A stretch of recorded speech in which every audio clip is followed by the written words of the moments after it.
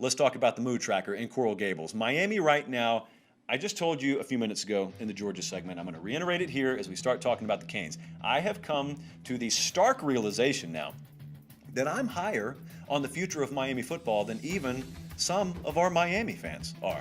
I was over on Inside the U, our 24/7 Sports Miami board and website earlier today, and like an hour ago, I was going back and forth, and sometimes when I'm going to do the mood tracker, if I know in advance enough, I'll just go over to the board and I'll ask over there. I asked our Miami fans today, what do you think? What's your mood?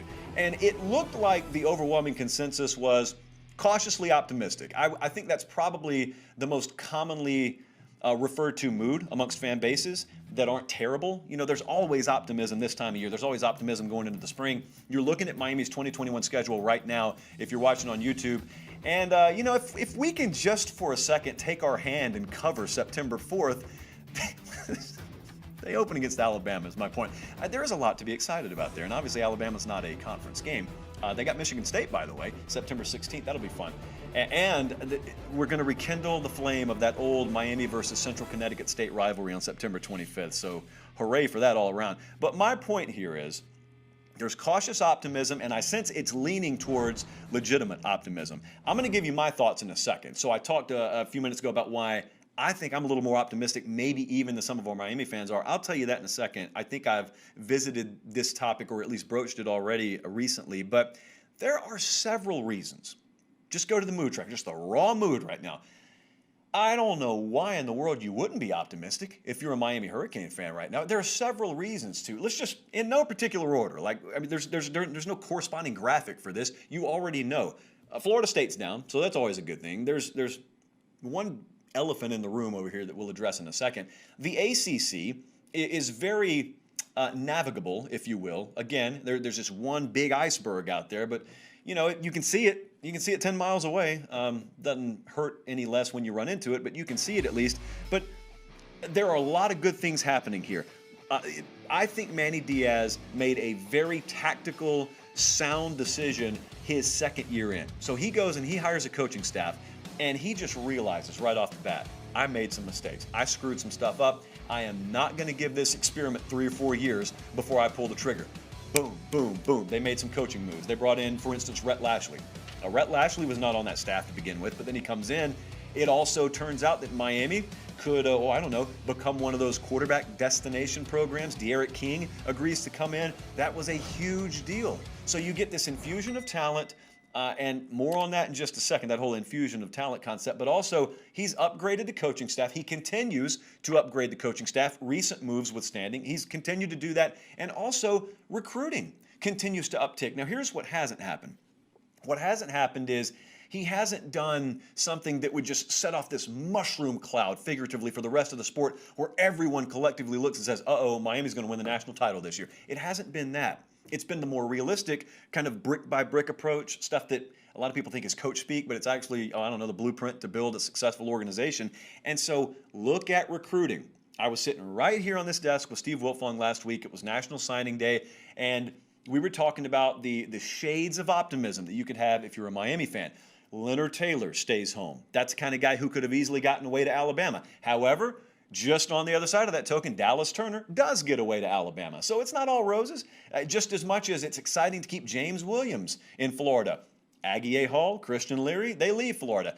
It's not like they've locked down the state. They're improving on their in-state recruiting. And they're certainly not getting run out of the building by anyone else in the state of Florida. So all that's well and good. You obviously have the Clemson iceberg out there. And I think that's what gives a lot of trepidation. If I did nothing more than pluck Clemson and drop them in the SEC and kept everything as is about Miami, there would be optimism boiling over.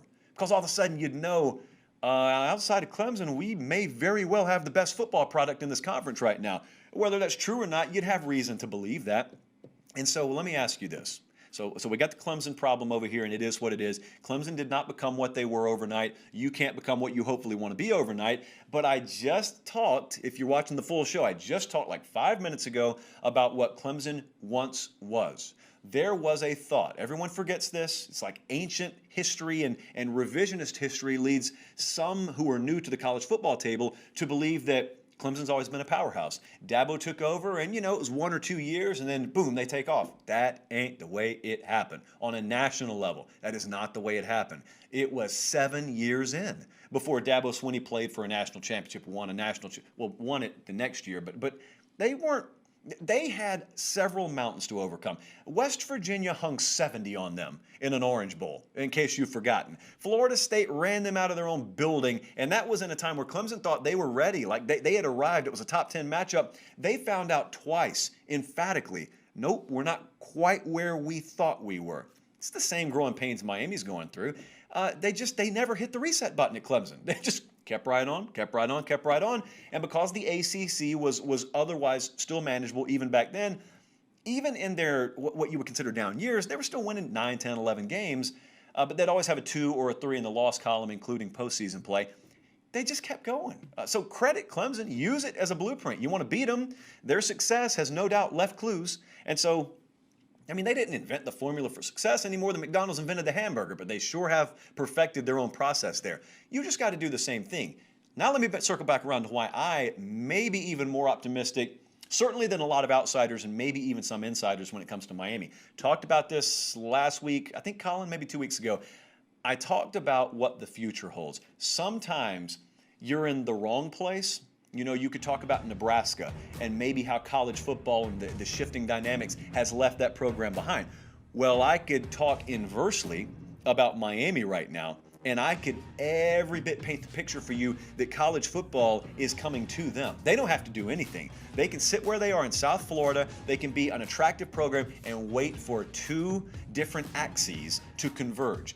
And it'll converge right over places like Coral Gables. It'll converge, I think, over places like Georgia Tech and Atlanta. And that is name, image, and likeness, eventually, converging with the transfer portal. It is very easy, when I paint the picture of NIL, it is very easy to envision Miami recruiting, kicking it up a notch, when you can do things that you can't do right now. I don't even think, I'll leave that to your imagination. Oh, it's all legal. In that context, it's all legal when we eventually cross that bridge. But also the transfer portal. I think some people around that program get it. I don't think maybe the country understands how set up for success programs, well, there aren't many of them, but Miami in particular, a Power 5 program in South Florida, which is going to be a default fallback option for untold amounts of talent annually that left South Florida 1 or 2 years ago and just want to go home. Maybe things aren't working out. Maybe they're homesick. Maybe they don't like the dynamic. Maybe the coaching staff that recruited them got fired at Tennessee or Texas A&M or wherever they are, and they just want to go home. How nice is it to be the Power 5 program in the backyard of any South Florida kid who's looking to come home? What do you think they're going to do? Where do you think they're going to want to go over to try out things at Florida International? Like, no knock on the Panthers over there. Miami's where they're going to want to go. What does Miami have to do? They don't have to do anything but sit there and be themselves. And you were probably involved in their recruitment to begin with. And so on top of the moves Manny Diaz is already making from a staff perspective and from a recruiting perspective, what Florida's doing right now, what Oklahoma's doing right now, capitalizing on the portal, that's going to be Miami.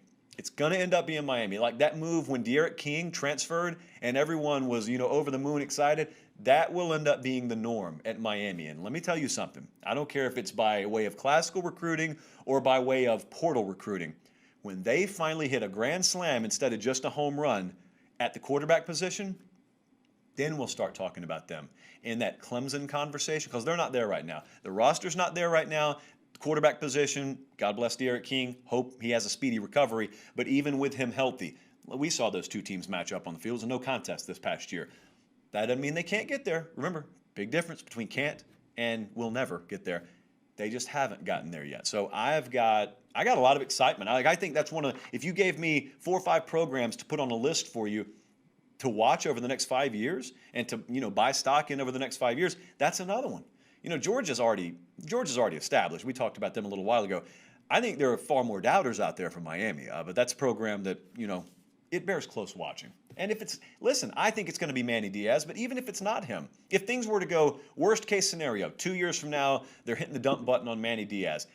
Everything I just said is still valid. It's set up perfectly for someone to come in and, if you put the right person behind the wheel of a Ferrari, they can do some really incredible things in that vehicle. So Miami, they're the Ferrari. Who's going to do the incredible thing in that vehicle? You're looking at Manny Diaz on your screen right now. Hopefully, it's him.